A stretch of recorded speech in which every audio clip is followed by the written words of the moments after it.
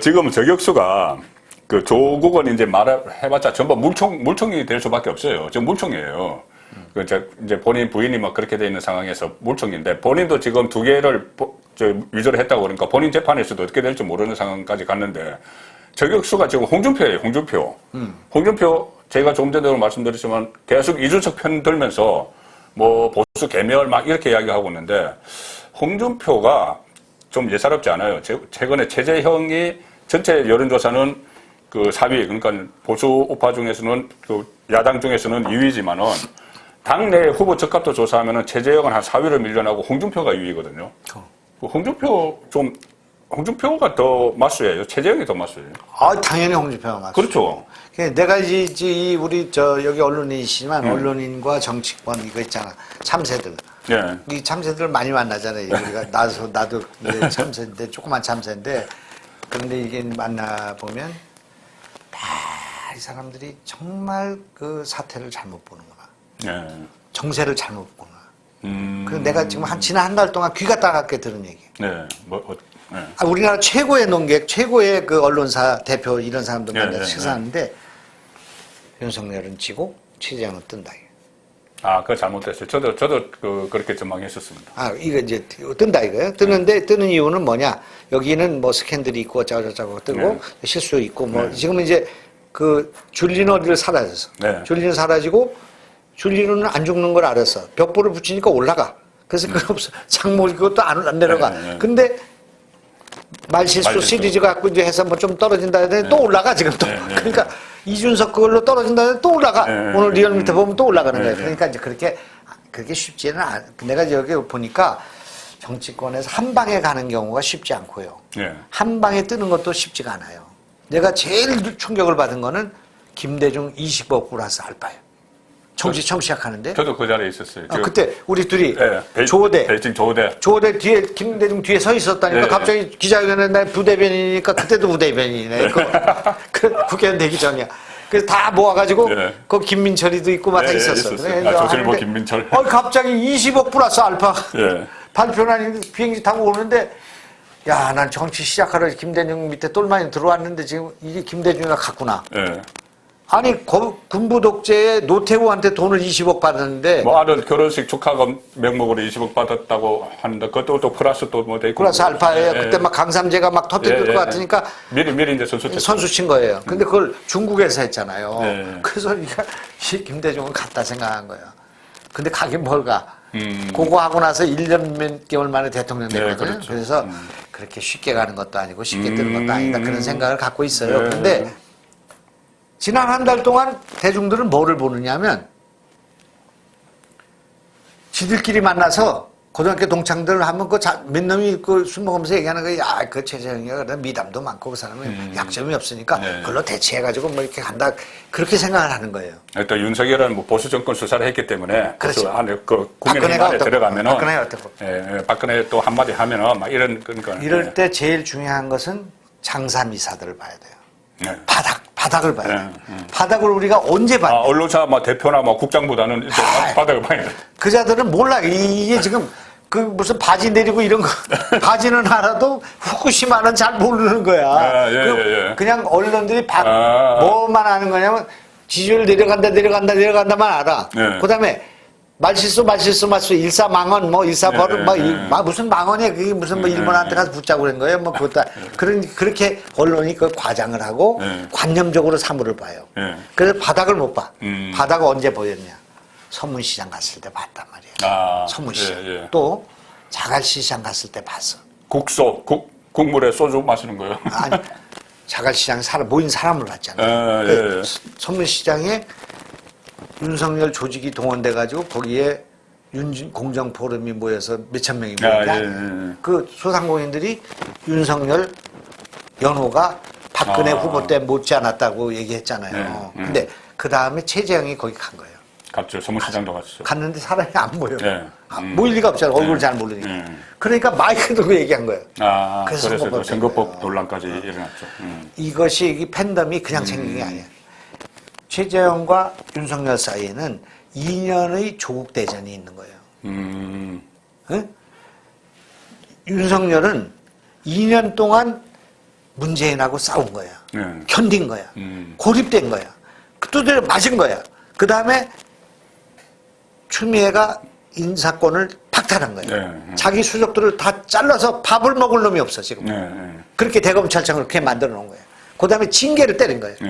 그래가지고 이거를 완전히 수사권 박탈, 인사권 박탈, 그 다음에 징계를 때려가지고 2년 동안 그 시리즈를 다 보고 지금 살아남아가지고 지금 본편에 온 거고 최재형은 월성원전이 뭔지 이런 것도 잘 몰라. 네. 그렇다고 거기서 무슨 사람을 자른 것도 아니야. 그래서 나오긴 나왔는데 뭐가 있었긴 있었는데 잘 몰라. 그거 지금. 그런 거에 엄청난 차이가 있는 거예요. 네. 그거를 갖다가 언론인들은 뭐 같이 서울법대 나오고 뭐 그러니까 뭐 둘 다 감사원장 검찰총장 비슷하다. 이런 관념론이 언론인들 지식인들 사이에 있는 거예요. 그래서 내가 얘기한 거야. 절대 최재형이 윤석열을 대체할 수 없는 대체제가 아니라 보완제입니다. 대체제가 아니야. 네. 그러면 내가 이제 예를 들어서 제일 많이 설명한 것은 윤석열과 여기 유승민 사이에 누가 있냐? 홍준표가 있다 그러니. 그렇죠. 네. 그다음에 홍준표 다음에 최재형이야. 네. 윤석열 반도 안 되는데 홍준표가 있고 네. 홍준표 반도 안 되는데 최재형이 있고 네. 최재형과 거의 비슷하거나 조금 뒤지는데 유승민이 유승민이 있고 있고. 네. 그다음에 그 밑에 쫙 갈리는 거예요. 네. 그러면 어디서 최재형의 표가 오느냐 하면 제일 강력하게 싸우는 거는 태극기를 존중하는 그 동지들 있잖아요. 네. 그 박근혜 대통령 탄핵에 대해서 아스팔트 오파. 그분들인데 그분들이 지금 다 어디가 있냐면은 정광훈 목사 아니면은 홍준표한테 가 있는 거예요. 그렇지 않아요? 홍준표, 황교안이 황교안 작으니까 홍준표한테 가 있어. 그러면 홍준표하고 이 최재형하고가 제로섬 게임을 하게 되는 거예요. 예. 윤석열하고 하는 게 아니라 그래서 홍준표를 넘어야 이걸 올 수가 있는데 넘기가 어려운 사람이야. 홍준표라는 사람이 만만한 사람이야. 그러니까 최재형이 홍준표를 못 넣는다. 옛날에 안철수도 홍준표를 못 넘은 거예요. 예. 그런 거기 때문에 최재형은 홍준표하고의 대로싸움 게임을 해야만 2등을 차지할 수 있는데 그게 불가능하고 그 다음에 보수만 가지고는 못 이긴다 그런 얘기예요. 근데 이 윤석열은 상식과 공정당이야. 네. 그리고 추미애 반대하는 당, 조국에 반대하는 걸로 결착돼 있어. 그런 그 역사성과 그 구조와 지지율과 이런 것을 생각을 해가지고 돼야 되는데 지금 저 윤석열 표의 30%가 어디가 있는지 알죠? 윤석열 표의 30%가요? 네. 30%가 지금 출장 갔어요. 출장 가 있어요. 어디가 있냐면 이낙연한테가 있어. 이낙연이 그러면 이재명으로 결정되면 이낙연한테 가는 게 오겠네요. 32%가 오죠. 나와 있어 32%가. 그러니까 서른이가 얘기했잖아. 그 이야기요. 그 이낙연 지지자 중에 이재명이 후보되면은 31%가 윤석열을 찍는다고 여론조사. 그렇죠. 아니 그 조사가 실제로 그렇게 된다니까요. 지금은 우선 저쪽이 어떻게 이기는가를 보니까 이낙연을 먼저 세워가지고 이 발칙한 이 양반을 좀 제압을 해야겠다. 그 이낙연 대 윤석열이 하면 좋겠다고 생각해서 약간 출장 나가 있어. 도시락 싸가지고. 그렇게 가 있는데 이게 돌아오면은 게임이 구성이 안 돼. 본선에서. 본선에서. 그 다음에 만약 이낙연으로 된다 해봅시다. 그러면 이재명 표의 30%가 우리한테 또 오기로 돼 있어. 그거는 또 그런 조사는 없었는데요. 그게 있어요. 다 있어. 그것도 있어요. 다 있어. 왜 그러냐면은 일단 그러면 그 이낙연이 되든 이재명이 되든 그쪽에 상대방에 2등한 사람이 30%는 온다는 거죠. 그렇지. 왜 이재명이 오느냐 하면은 이재명은 지금 반문재인 정서가 가 있는 거예요. 그렇죠. 문재인 좋아하는 사람들은 많이 이낙연으로 가 있는데 당선 가능성에 대해서 회의적이야.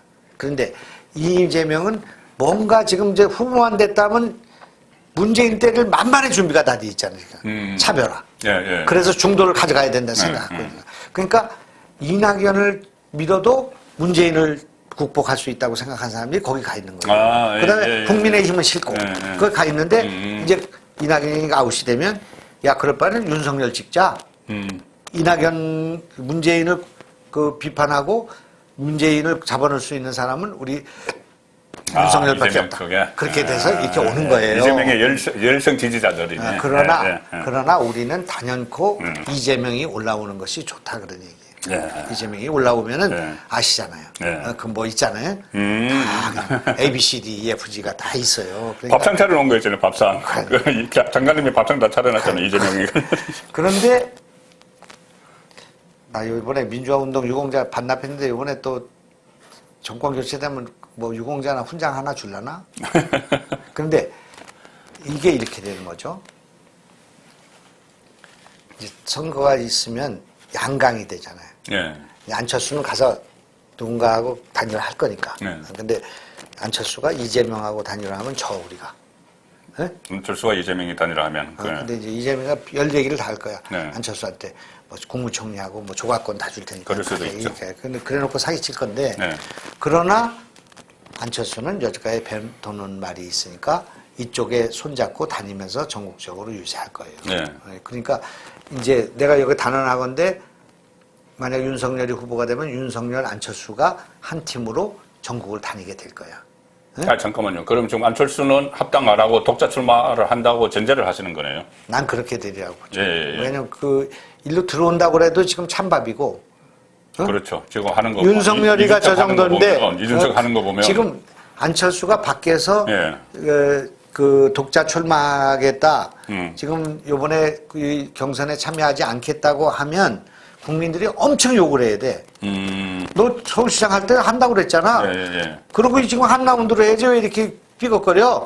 그래야 되는데 욕 별로 안 할 거예요. 왜 안 하느냐. 이준석이 워낙 그래. 워낙 지금 이 당이 그러니까 지금 아이고 윤석열도 들어와서는 안 되는데 안철수는 저거 힘도 없는데 여기는 뭐 국회의원들이라도 있고 한데 안철수 안 들어오는 거 당연하지. 그런데 안철수가 안 들어와도 저게 회방을 놓거나 제3자 후보로 끝까지 갈 사람이 아니야. 갈 수도 없어. 그러니까 즐기면 돼, 우리 국민들은. 그러니까 우선 윤석열도 싫고 이런 사람은 한 5%만 빼서 안철수한테 저수지에다 물을 가둬놓으면 나중에 가뭄이 왔을 때 그 물 빼다 쓰면 되는 거예요.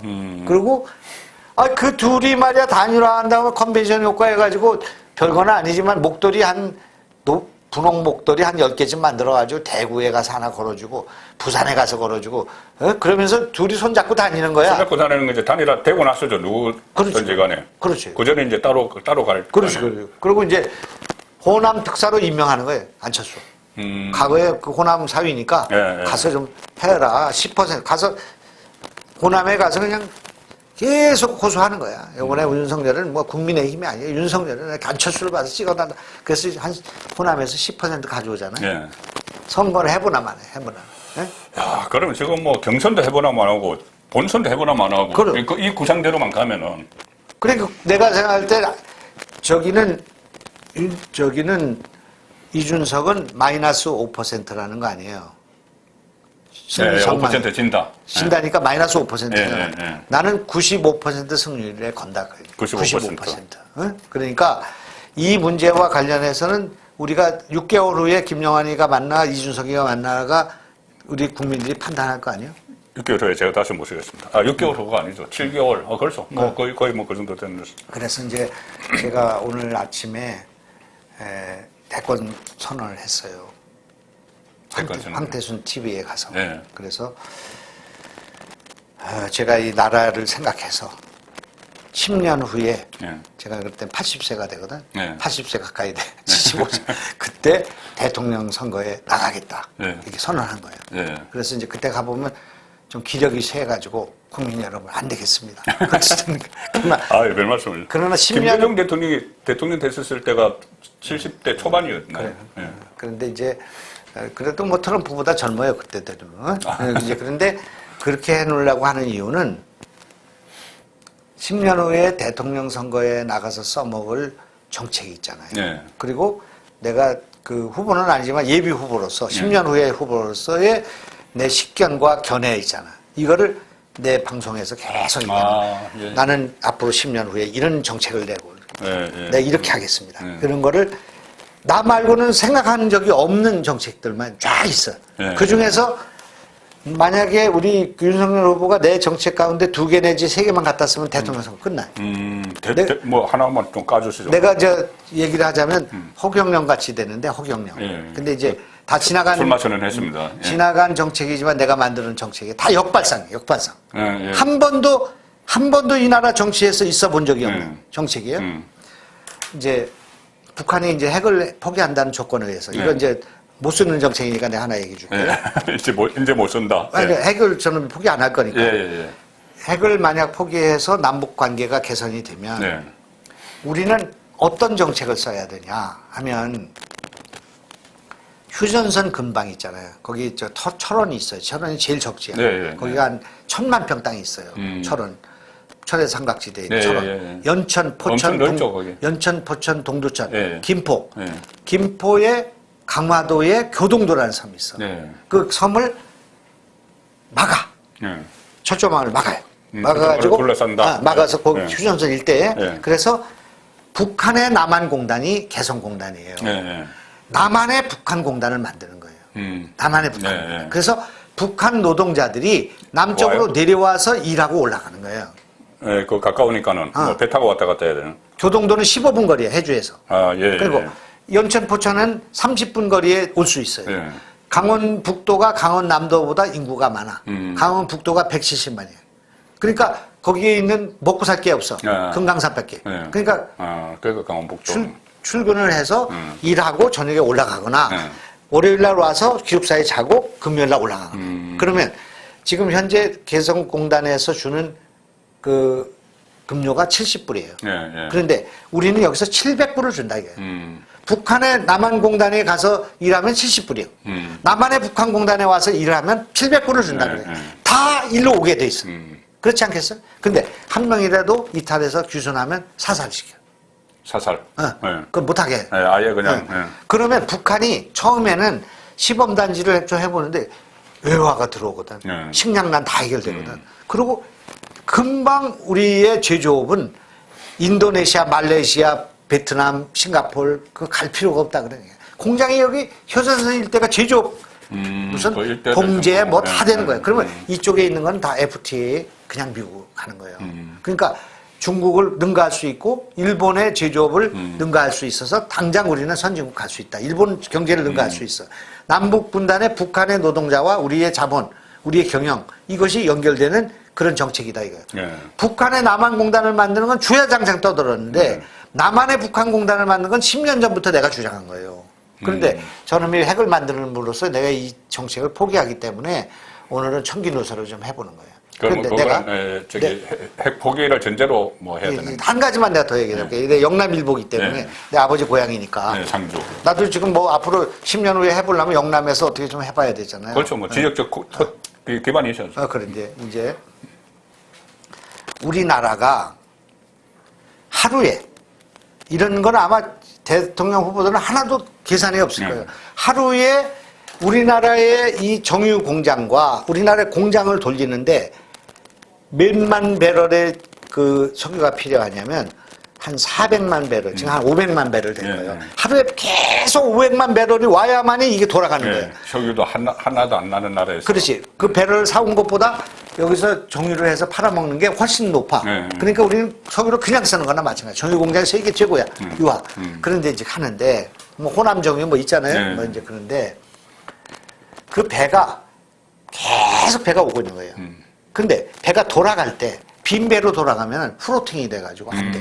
그래서 거기 물을 채워야 돼. 무슨 얘기인지 알죠? 세월호 때 맞잖아요. 그래서 물을 채워서 가야 되는데 이 물이 환경 오염의 문제가 돼요. 거기 가서 물을 버려야 되니까.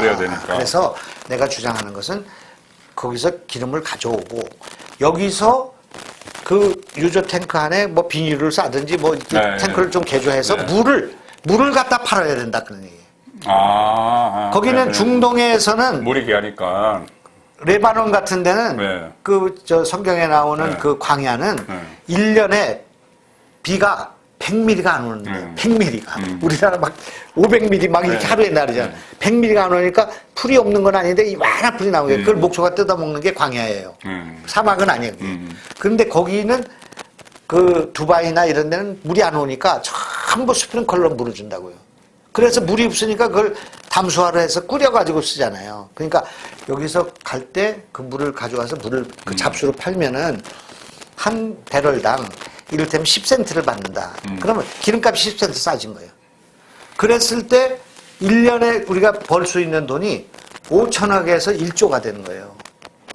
어떻게 보면 굉장히 간단한 건데 그걸 왜 안 하고 있죠? 그래서 내가 콜럼버스의 달걀인 거예요. 내가 GS 칼텍스하고 다 얘기를 했어. 했어요. 그랬더니 그거를 뭐 저반 시설에 문제가 있고 뭐 이게 뭐 짜고 저짜고 그럼 좀 하면 된다 이거야. 조선하니까 그래가지고 연구소에 연구를 시켰어. 내 시간을. 그랬더니 4년 사이에 SK에서 중동으로 가는 걸 갖고 시뮬레이션 해보니까 15조가 남는 거지. 이런 것이 이런 아이디어가 나한테 지금 차고 넘치는데 이걸 내가 윤석열한테 설명할 기회도 없고 만날 수도 없어. 아니, 국민 부대변인께서 왜? 아니 거긴 또 하도 뭐 여러 가지. 또 얘네 장막에 혹시 찾았나요? 아니 서울대학교 교수들 좋아하시고 또 42명이나 이렇게 돼 있고 이게 치과 의사가 하는 이런 아이디어가 뭐가 되겠어요. 그래서 내가 한 가지만 더 얘기하면 그래서 내가 이제 출마선언을 해야 되겠다는 거야. 그러니까 이제 내가 김영호 의장하고 나하고 우리나라에 저기가 있어요. 전자통신연구소라는 게 있어요. 애틀리라고 그래요. 애틀리가 퀄컴이라는 회사에서 우리 핸드폰에 들어가는 CDMA 기술이라는 거 이름 들어봤죠. 그거를 퀄컴이라는 회사에서 가져와가지고 원천 기술이 거기 있어. 그러니까 퀄컴이라는 회사가 원래 500만 원짜리 유태인이 만든 회사인데 지금 샌디에고 도시를 다 장악을 해서 애플같이 그렇게 커진 회사가 됐는데 그 돈이 다 우리나라 핸드폰에서 난 기술료예요. 그때 내가 국회의원 17대인가 16대 때 보니까 10억 불이 갔어. 기술료가. 핸드폰을 팔면 40%가 퀄컴으로 가요. 기술료가. 특허래요. 그때 그 퀄컴이 우리나라에 그 회사를 팔러 왔었는데 우리 삼성이 그걸 안 샀어요. 그래서 이제 그런 일이 있었는데 내가 얘기를 한 거예요.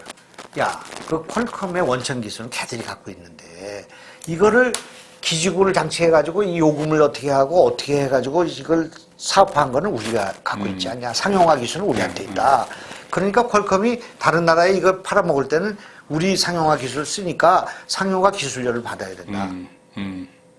이그젠플은 우리가 갖고 있단 말이야. 그래가지고 싸워. 소송 걸고 싸워. 그래서 얼마를 가져왔는지 알아요? 2억 불을 받아왔어요. 2억 불이요? 2억 불. 그때 당시에 1,300원이었어. 2,600억을 받아온 거예요, 우리 기술료로. 그래서 나하고 김영호, 그때는 그쪽에 간사, 나 간사야. 우리가 국정감사에서 막 그걸 따져가지고, 뭐 노예 계약이단 말이야. 콜컴하고 싸워라. 그래가지고 우리가 감사장 받았다고요. 그래서 국회의원이 그걸 의정활동해서 2,600억을 받아왔다. 괜찮은 거 아니야? 그러니까 정부는 대권 도전 요건은 갖췄네요. 나를 그냥 알면 그냥 가는 건데 지금. 알겠습니다. 그럼 나중에 이제 그 윤석열 총장이 대선 공약 내놓을 때 아마 그 북한에서 내려온 그 강화 지역의 뭐 산업단지 문제나 또 유조선 문제 이런 것도 뭐 아니 지금 한 건 다 쓰기 어려운 거라 내가 버리느냐고 한 거지. 내가 진짜 쓰면 되는 것들은 있다. 내가 지금 이제 오늘부터 이제 10년 후에 도전할 때 쓸 거를 지금 뭐 가지고 있으면 뭐해 10년 동안. 그러니까 우리 내 걸로 이제 계속 해가지고 우리 후보가 생각할 수 있도록 나는 코로나 어떻게 막아야 되는지. 이거 코로나의 공약은 난 이렇게 하겠다. 이거 있잖아. 부동산은 난 이렇게 하겠다. 그다음에 우리나라의 그 백신은 이렇게 만든다. 우리나라의 기술은 앞으로 5대 기술은 어떤 걸 만든다. 이런 것들을 하나하나 내가 만들어 갖고 메타버스는 어떻게 갈 건가. 그다음에 블록체인은 어떻게 갈 건가. 이런 거 하나하나 가르칠 수가 없잖아. 그냥 내 방송에서 혼자서 떠들고 귀 있는 사람 들을지어다. 알겠습니다. 사선 국회의원 하시고 또 각 기술부 장관도 하시고 또 여러 가지 전기기술자, 치과의사, 여러 가지 또 정책을 시인 많이 했었기 때문에 좀 그냥 지금 말씀하시는 게 다 무게가 좀 실립니다. 참 시간 많이 됐으니까 마지막으로 그러면은 그때 안철수 2017년 대선 때 안철수 캠퍼의 대선 지원 단장을 하셨죠. 대선 기획단장. 대선 기획단장. 지금도 그럼 안철수 그 대표와는 좀 관계가 좋겠네요. 일주일에 한 번씩 미래 기술, 초격차 기술에 관한 방송을 하죠. 나하고 둘이. 그것이 찰스. 안철수가 찰스예요.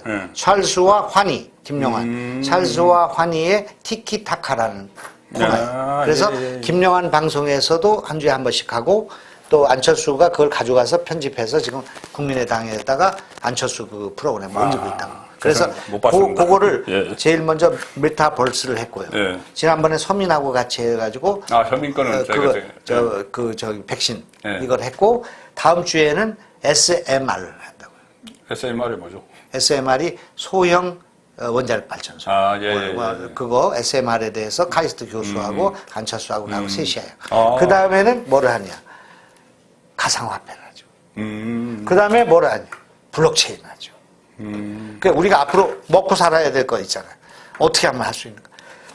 이걸 하나하나 지금 한 주일마다 점검해가지고 우리 젊은이들한테 희망을 주고 일자리를 주고 미래의 기술을 주고 과학기술 입국을 해야 된단 말이야. 지금 경제라는 게 초격차 기술 갖고 해요. 지금 중국하고 뭐 이런 게 지금 무슨 무역전쟁을 하는 게 아니에요. 지금 반도체 전쟁을 하고 있다 그런 얘기야. 그 다음에 5G를 갖고 위성 위에 인공 방위군을 만들어 갖고 싸우고 있고, 그 다음에 여기에 배터리 기술이 핵심적인 전기차 지금 시절에 그렇게 가고 있단 말이야. 그 원자력 가운데도 SMR로 가고 있어. 이게 빌 게이츠와 워린 버핏이 지금 막 돈을 써가지고 하는 거예요. 원자력 발전소를 바닷속에 집어넣고 있단 말이에요. 지금 이게. 이런 어마어마한 메타버스가 지금 뭐 페이스북이나 카톡이나 이걸 다 잡아먹고 지금 가고 있는 그런 상황인데, 우리나라 정치인들이 뭔지도 모르고 용어도 모르니까 내가 조금 더듬더듬해서 알 수 있으니까 그걸 가지고 이제 해보는 거죠. 저는 좀 정치적인 거 여쭤보려고 안철수 이야기를 꺼냈는데 다시 또 과학기술 정책으로 막 가시니까. 이제 그러면 안철수와 이제 관계가 아주 돈독하시고 하면은 나중에 이 두 사람이 따로 가려고 할 때 그것을 딱 같이 모이게 할 수 있는 그런 역할이 충분히 가능하시겠네요. 나는 뭐 따로 갈 일은 없다고 생각하지만 만약 그런데 조금 앙금이 있거나 그러면 뭐 양쪽에다 전화 걸어서 이제 모일 모시에 나와라. 그래서 거기 오면 둘이 만나게 해주고 난 빠지고 그렇게 할 거죠. 네, 그리고 뭔가 코치는 해주고 빠지세요. 코치는 그럼 당연히. 알겠습니다. 오늘 좀 긴 시간 동안 우리 국무총리급 윤석열 캠퍼의 국민부대변인 김영환 전 장관님과 10년 후에 대선에 나가는 10년 후에 대선 출마를 선언을 하신 김영환 전 장관님과 장시간 유쾌하고 통쾌하고 상쾌한 대화를 나눠봤습니다. 고맙습니다.